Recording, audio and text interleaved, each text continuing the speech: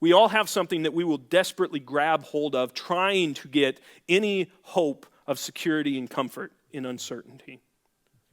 And that's what God knows about our heart. That our heart is prone to wander, that our heart is prone to look to other things as our gods, to look to other things for comfort and security in our life, where God says, I am alone it. Seek first my kingdom, and all these other things will be added to it.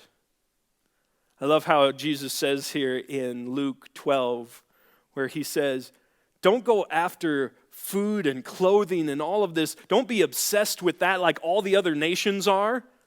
Your Father knows that you need that stuff.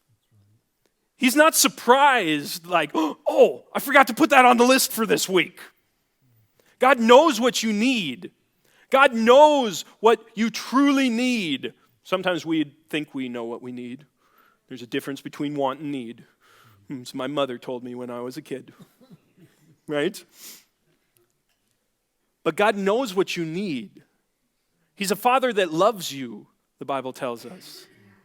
How much more will God provide for you?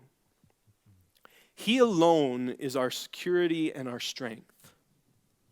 Nothing else in this world can bring us comfort and security in times of fear and anxiety. Nothing else. And so when we look at this commandment of you shall not covet what your neighbor has, again, this is God telling us, look at your heart. Where is your heart going to for comfort and security? What are you putting in that place of God in your life? That thing that you turn to above everything else? Because I truly believe that all of our emotions that we have are there on purpose. God created us with these emotions on purpose.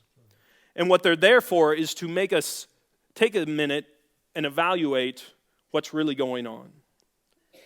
And so when we get into these moments of fear and anxiety, what fear and anxiety, I believe, is supposed to stir up in us is to make us step back and go, hold on.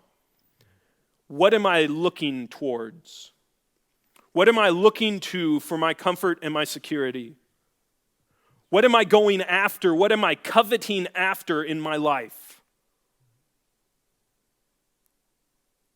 And when we have fear and anxiety, what we're going after, what we're coveting in our life, isn't God. And I recognize that there are people that seriously do struggle with anxiety, that it's a real serious issue. But I also know that God tells us to seek first His kingdom, and all these things will be added to us. That we don't need to be anxious or fearful in this world because we have a God who will always provide for us.